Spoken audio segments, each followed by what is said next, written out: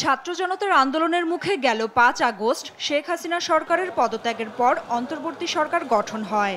এরপর থেকে কাজী হাবিবুল আউয়াল কমিশনের পদত্যাগের দাবি ওঠে। বুধবার থেকেই কানাঘুষা ছিল নির্বাচন কমিশনাররা পদত্যাগ করছেন। বৃহস্পতিবার দুপুর ১২টায় সংবাদ সম্মেলনে সেই ঘোষণা দেন সিইসি। ২০২২ সালের ২৭ ফেব্রুয়ারি শপথ নেয়ার পর মাত্র ২.৫ বছরের মাথায় বিদায় নিল কমিশন। আমি সহ মাননীয় কমিশনারগণ দেশের পরিবর্তিত বিরাজিত অবস্থায় পদত্যাগ করতে মনস্থির করেছি। অতীতের প্রায় সব নির্বাচনের গ্রহণযোগ্যতা নিয়ে প্রশ্ন ছিল জানিয়ে তিনি বলেন, ২০২৪-এর ভোটে সব দলকে আনার চেষ্টা করেছিল কমিশন, কিন্তু সাংবিধানিক বাধ্যবাধকতার কারণে তা সম্ভব হয়নি। নির্বাচন অবাধ, নিরপেক্ষ ও সুশৃঙ্খল করতে অনেকটাই সহায়ক হয়েছিল। নির্বাচন যেহেতু একদলীয় ছিল, কাজে এই নির্বাচনকে সরকারিভাবে প্রভাবিত করার কোনো আবশ্যকতাও কার্যত ছিল না।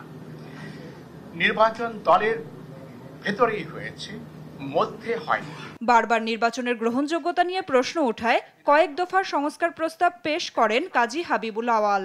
ভবিষ্যতে কিছু প্রস্তাবনা সরকারের সদয় বিবেচনার জন্য রেখে যাওয়া আমরা আমাদের কর্তব্য মনে করছি।